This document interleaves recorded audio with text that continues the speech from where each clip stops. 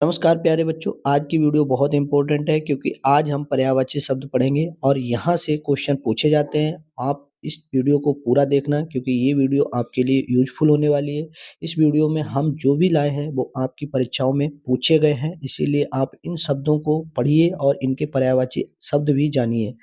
चलिए स्टार्ट करते हैं वीडियो। और वीडियो का आज का जो पहला प्रश्न है या पहली जो स्लाइड में आपसे पूछा गया है, अग्नि। अग्नि का पर्यायवाची कई बार पूछा गया है, तो इसका पर्यायवाची ज्वाला भी होता है, पावक होता है, अनल होता है, दहन होता है, आग होता है, धूमकेतु होता है और जात देव होता है। तो प्यारे साथी, आपको कई बार कभी भी पूछा जाए कि अग्नि का पर्यायवाची बता दो, तो इन्हीं में से कोई ना कोई एक शब्द आपसे इन्हीं में से पूछा जाता है और इन्हीं में से घुमा घुमा कर पूछ लेते हैं।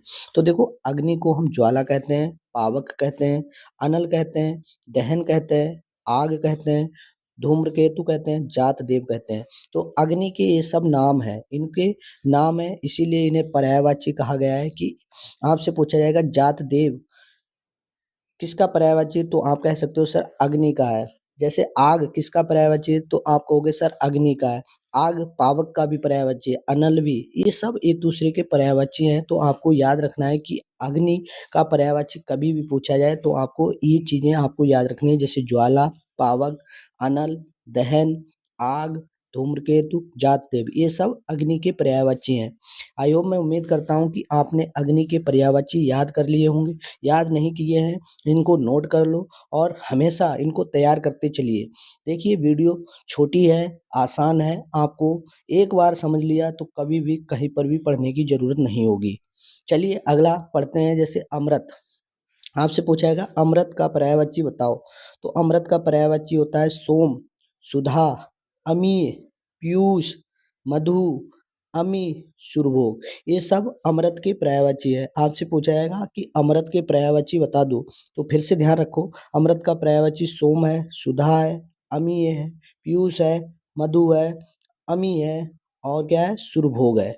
तो यहाँ पर आपको कभी भी गलती नहीं करनी है। अभी मैंने दो पर्यायवाची शब्द पढ़ाए, जैसे अग्नि और अमृत।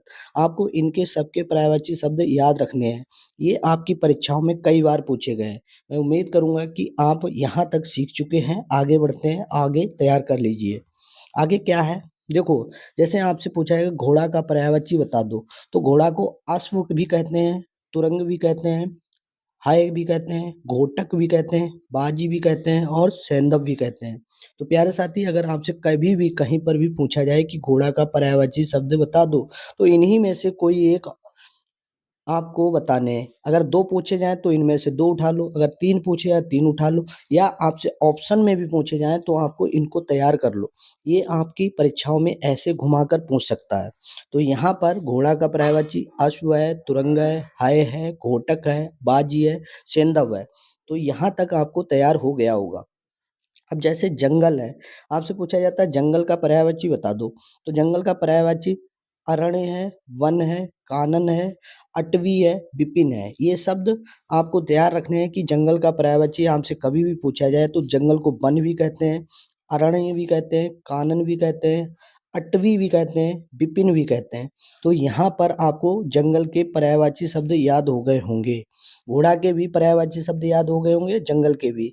अभी तक मैंने 4 पर्यायवाची शब्द पढ़ाए और उनके और पर्यायवाची शब्द थे। ये शब्द आपको तैयार करने हैं। आप चाहो तो नोट कर लो, परीक्षा हॉल में जाओगे तो गलती नहीं करना है, आपको इनको तैयार करते हुए चलना है। देखिए, छोटी-छोटी चीज़ें तैयार करोगे तो एक दिन आपको बहुत कुछ तैयार हो जाएगा। मैं उम्मीद करूँगा कि आप इस वीडियो को लाइक करोगे, शेयर करोगे, चैनल पर पहली बार जुड़े होगे तो चैनल को सब्सक्राइब भी करोगे। असुर, आपसे पूछा जाता है असुर का पर्यायवाची शब्द बताओ, तो क्या होगा? दनुज होता है, दानव होता है, दैत्य होता है, राक्षस भी असुर को कहते हैं, तमीचर भी कहते हैं, निशाचर भी कहते हैं, रजनीचर भी कहते हैं।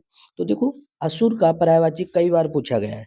असुर को दनुज भी कहते हैं, असुर को दानव भी कहते हैं, दैत्य भी कहते हैं, राक्षस भी कहते हैं। ये तो आपको सबको याद होगा। इन्हें तमीचर भी कहते हैं। तमी का मतलब वो रात, और चर माने चलने वाला, रात में चलने वाला।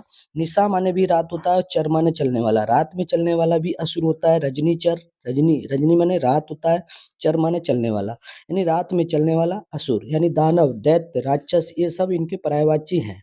तो यहाँ तक आपको तैयार हो गए होंगे।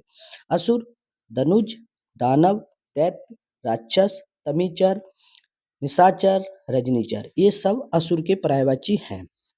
आगे बढ़ते हैं, जैसे आँख का पर्यायवाची पूछा गया, तो आँख को क्या कहते हैं? नयन कहते हैं, द्रंग कहते हैं, लोचन कहते हैं, अक्षु कहते हैं, नेत्र कहते हैं, अक्षु नहीं चक्षु, नेत्र कहते हैं, अच्छी कहते हैं। तो प्यारे बच्चों, आपको ध्यान होगा कि आँख को हम क्या-क्या कह सकते हैं? नयन भी कह सकते हैं, दृग भी कह सकते हैं, लोचन भी कह सकते हैं, चक्षु भी कह सकते हैं, नेत्र भी कहते हैं, अक्ष भी कहते हैं। तो ये सब आँख के पर्यायवाची हैं। तो आँख के पर्यायवाची आपको तैयार कर लेने हैं। ये जितने मैंने लिखे हैं ये सब परीक्षाओं में पूछे गए हैं और कई बार आए हैं और भविष्य में आ भी सकते हैं, इसीलिए आप इनको तैयार करते हुए चलिए। चलिए आगे बढ़ते हैं, आगे देखते हैं कह रहे क्या है। जैसे आकाश है, आकाश का आपसे पूछा जाए पर्यायवाची बता दीजिए, तो आपको याद रखना है आकाश को गगन भी कहते हैं, नभ भी कहते हैं, अंबर भी कहते हैं, व्योम, अंतरिक्ष, अनंत, आसमान, शून्य और पुष्कर। तो ये सब आकाश के पर्यायवाची हैं। आकाश के क्या है पर्यायवाची? गगन है, नभ है, अंबर है, व्योम है, अंतरिक्ष है, अनंत है, आसमान है, शून्य है, पुष्कर है। ये सब आकाश के पर्यायवाची हैं। चलिए आपसे पूछा जाता है आम के पर्यायवाची बताओ, तो आम को आम्र भी कहते हैं, रसाल भी कहते हैं, पिकबंधु भी कहते हैं, सहकार भी कहते हैं, अमृत फल भी कहते हैं, अति सौरभ भी कहते हैं। तो ये सब आम के पर्यायवाची हैं। आम के पर्यायवाची आम्र, रसाल, पिकबंधु, सहकार, अमृत फल, अति सौरभ, ये सब क्या हैं? आम के पर्यायवाची हैं। आम के पर्यायवाची कई बार पूछे गए हैं, इसीलिए आप इसको याद कर लीजिए, ये इम्पोर्टेंट है। जो आज की वीडियो में इम्पोर्टेंट ही बनाई है और इस वीडियो में जितने भी मैंने आज आपको सिखाए, ये सब आपकी परीक्षाओं में पूछे गए हैं। मैं छोटी वीडियो लाता हूँ, कम समय में अधिक जानकारी देता हूँ। अगर आपको कम समय देना है और ज़्यादा जानकारी लेनी है तो हमारे साथ जुड़ना पड़ेगा, चैनल को सब्सक्राइब करना पड़ेगा। पहली बार जुड़े हो तो सब्सक्राइब कर लो, अपने दोस्तों के पास शेयर कर दो, वीडियो पसंद आई हो तो लाइक कर दो। आज के लिए इतना ही। सभी बच्चों को जय हिंद, नमस्कार। अगली वीडियो में फिर से लाएंगे कुछ नया, तब तक आप कीजिए इंतज़ार। जय हिंद, नमस्कार।